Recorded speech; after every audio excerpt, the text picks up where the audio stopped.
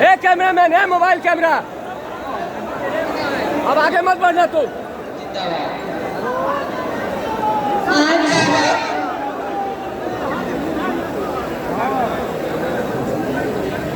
आज पाटलिपुत्र लोकसभा के नामांकन सभा में उपस्थित हमारे राष्ट्रीय अध्यक्ष आदरणीय लालू प्रसाद यादव जी, इस सभा में मौजूद बिहार की प्रथम मुख्यमंत्री श्रीमती राबड़ी देवी जी, मंच में उपस्थित भाकपा माले के नेता दीपांकर भट्टाचार्य जी, मंच पे उपस्थित मनेर विधायक भाई वीरेंद्र जी, फुलवारी के पूर्व विधायक श्याम रजक जी, मंच पे उपस्थित फुलवारी के वर्तमान विधायक गोपाल रविदास जी, मंच पे उपस्थित हमारे राष्ट्रीय जनता दल के नेता जयप्रकाश यादव जी, मंच पर उपस्थित मसौड़ी विधायिका रेखा देवी जी, मंच पे उपस्थित रंजन यादव जी, मंच पे उपस्थित जितने भी कांति सिंह जी, मंच पे उपस्थित फतुहा विधायक रामानंद यादव जी, मंच पे उपस्थित तेज प्रताप यादव जी,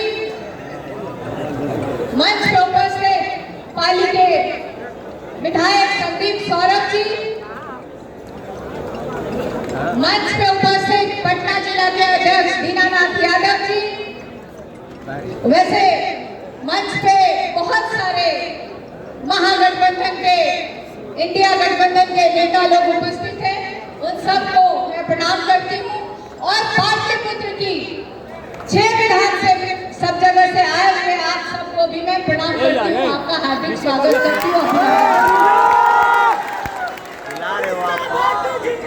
2024 का चुनाव कोई आम चुनाव नहीं है, ये देश बचाने का चुनाव है, ये संविधान बचाने का चुनाव है, ये आपका और हमारा आरक्षण बचाने का चुनाव है, ये लोकतंत्र बचाने का चुनाव है। शायद आज हम लोग चूक गए तो इस देश में अगला चुनाव भी नहीं होगा। ये जब बातें हम लोग करते हैं तो भाजपा के नेता आरोप लगाते हैं कि ये गलत बातें हैं।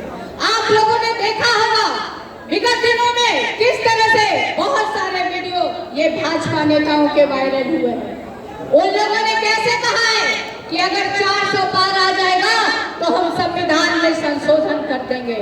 आप लोग याद करिए 2015 का विधानसभा का चुनाव, आरएसएस प्रमुख मोहन भागवत जी ने क्या कहा था?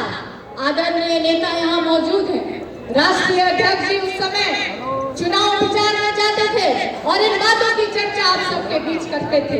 वो आरक्षण समाप्त करना चाहते थे। एक तरफ इस देश के प्रधानमंत्री को इस देश की जनता ने 2 बार मौका दिया। 10 वर्ष का समय कोई छोटा समय नहीं होता। क्या क्या वादे किए थे उन्होंने? देश की जनता से प्रत्येक वर्ष 2 करोड़ नौकरी देंगे, जो कि 20 लाख होता है, 20 करोड़ होता है। 15 लाख प्रत्येक व्यक्ति के खाते में आएगा। किसानों की आय दुगनी करेंगे, महंगाई कम करेंगे, गरीबों को पक्का मकान देंगे और सबसे ज्यादा अगर किसी को ठगिया तो वो हमारे बिहार राज्य को ठगिया।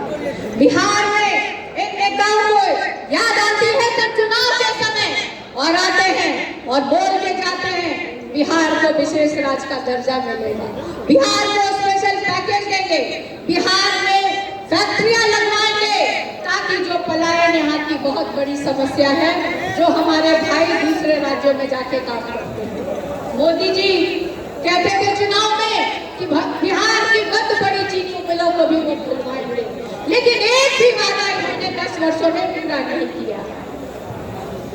एक योजना लेके आए, अग्निवीर योजना, हमारे नौजवान भाइयों के लिए 18 वर्ष में हमारा नौजवान भाई देश की सेवा करने जाएगा और जब 22 वर्ष का होगा तो उसको रिटायर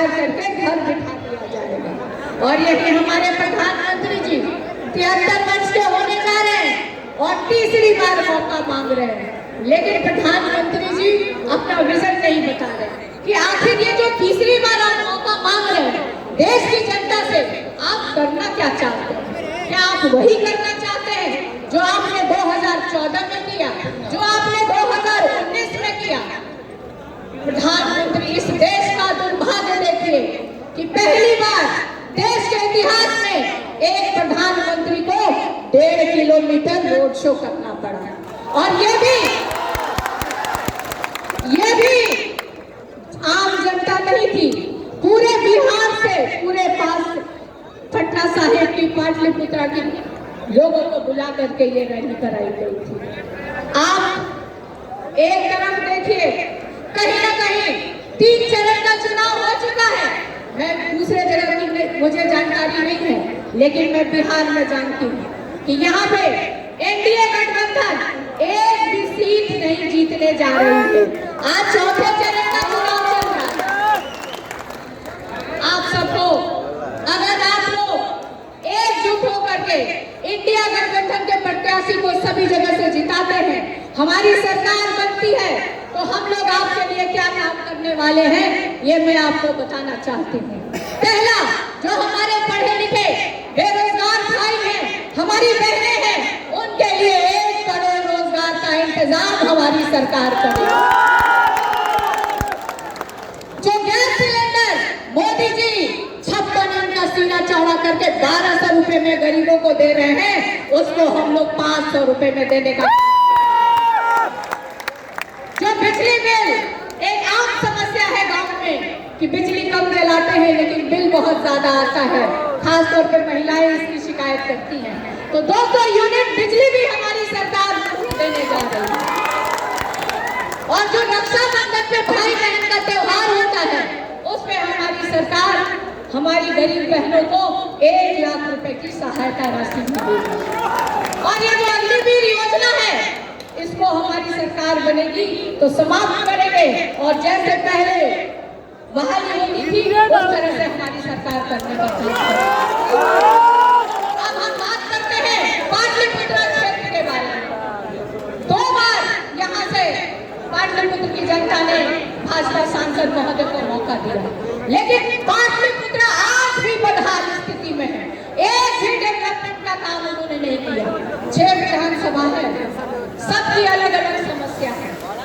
और मैं आपको बताना चाहती हूँ, आजकल मीडिया के कुछ लोगों ने मुझसे पूछा कि रामकृपाल जी परिवारवाद का आरोप लगाते हैं आपके ऊपर। मैं जानना चाहती हूँ रामकृपाल जी, आप 40 या 45 वर्षों से राजनीति में हैं, अभी 10 वर्ष से आप भाजपा में गए हैं। आपने पटना के एक भी कार्यकर्ता का मौका क्यों नहीं दिया? हर एक बार आप ही पद पे क्यों रहे? हर एक बार आप ही हमारे दल से क्यों पद पे रहे? चाहे वो एमएलए बने, चाहे वो एमएलसी बने, चाहे वो बोर्ड के मेंबर बने, चाहे वो राज्यसभा गए, चाहे वो सांसद बने, आपने पटना के कार्यकर्ता, राष्ट्रीय जनता दल के कार्यकर्ताओं को आपने सिर्फ बर्बाद करने का काम किया। आज वो भाजपा में है, मैं जानती हूँ भाजपा के कार्यकर्ताओं को भी बर्बाद करने का काम कर रहे हैं, उनमें फूट डाल रहे हैं। आप परिवारवाद का आरोप लगाते हैं, तो आपको मैं बता देना चाहती हूँ, प्रधानमंत्री जी से 5 मिनट का समय लीजिए और पूछिए कि जो जमुई में लड़ रहे थे वो किसके जीजा जी हैं?